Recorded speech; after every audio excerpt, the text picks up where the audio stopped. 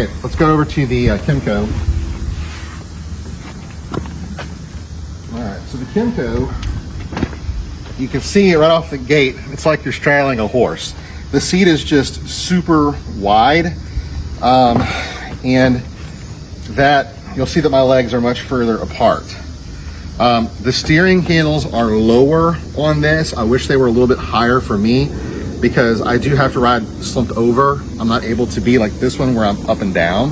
So I'm more forward, my legs are wider apart, the handlebars are lower. And the shield is higher for me. So I'm actually having to look through the shield versus looking over the shield.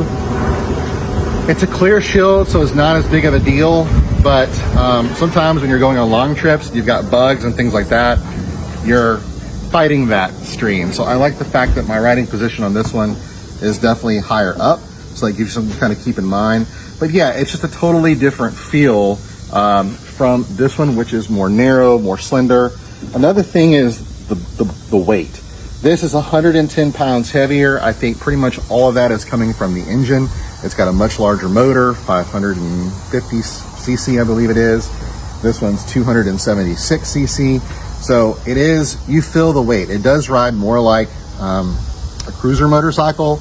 If you have much motorcycle experience, it does feel like a bigger, heavier, I mean, you feel the weight when you ride it. This is big in length and size, but because of the smaller displacement engine, it is lighter, and you definitely feel the fact that it is lighter. It is more nimble in the turn. So yeah, just a difference in how they're built. I've got good leg room here as well. The only thing is, you'll see that on my turns, because the center stock is not as high, the handlebars are in my legs. That can get a little bit annoying sometimes. It's not horrible. I've grown to accept it, but I definitely find that the riding position here, I don't have that issue. If I switch over to this one, it's so much higher. I can go full turn. And so from a safety standpoint, from a comfortability standpoint, I like having the higher center stock. I like sitting higher up. I like being able to see over clearly. I'm never looking through it, ever. I'm always over it. So for me, I really fell in love with this chassis. I have been watching this company now since 2018 in Europe. I've long wanted to bring this model to the US. I really, really, really like it. I've not found any negatives to it yet. That's just being very transparent. We are an importer, and we work with a lot of different companies around the world, and I'm always looking for really cool, new up-and-coming products. I saw this one at ECMA in Italy last year, and I fell in love with it, and I had to have it. So that's kind of the story behind it. I hope you guys enjoy it as much as I am. I'm having a lot of fun riding it, and I love my AK550 as well. They're both really good scooters. You won't go wrong with either one. There's just a little bit of variance, and for me, I think the selling points of this one for me are I am more comfortable on it, just at my size. I wear a 30-inch, between the 30 to 32-inch inseam pants. I've got a lot of upper torso, but my legs are a little bit shorter just to kind of tell you my body type. So I find this one very comfortable to ride. I don't feel the fatigue. The other thing that I'll tell you, that this is just being maybe nitpicky, but I'll tell you it really irritated me about the 550 was the grips. It's got these really weird grips. They feel, the material is really hard on them. And what I found over time was that the grips on longer drives, I feel like they're eating into my hands.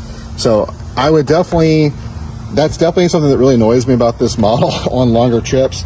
I also hate the fact that it does not, at this price point, you have to remember this scooter is twice the price of this chassis, 2 times as much money.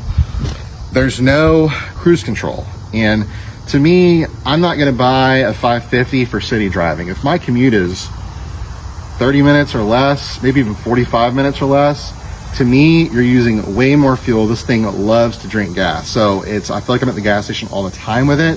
Whereas this one, because the engine's half the size, it just sips fuel. So if you're using this as a daily driver into, say you live in the burbs, you're driving into the city, to me, this is almost kind of overkill. It's a lot of scooter. So for me, if you're gonna spend this much money, I think it makes more sense to use it as a tour bike. You're gonna go out of state for the weekend with the wife, something like that. And the lack of cruise control for me at this price point, I think should have been there. I found myself initially driving it, and then the longer I had it, I find myself driving it less and less, just because of the lack of cruise control, and because I really hate these grips, which are just hard and uncomfortable. They're also really small. I wish they would have made this diameter thicker. I've got a 150cc scooter we call the Veracruz, and I love it. The grips are like literally twice as thick, and it's just really comfortable in my hand. So my hands wrap, my thumb goes over my index finger, and so it just cramps. Like, my hands are small, and I feel like they should have made these grips a lot larger. My hands are not that big compared to most guys, and I could see normal, larger guys having a lot of complaints about the size of the grips. They should have been thicker from the factory. So anyway, just a couple of small nitpicks. But overall, these are both really good scooters. You're not going to go wrong with either one. Take care.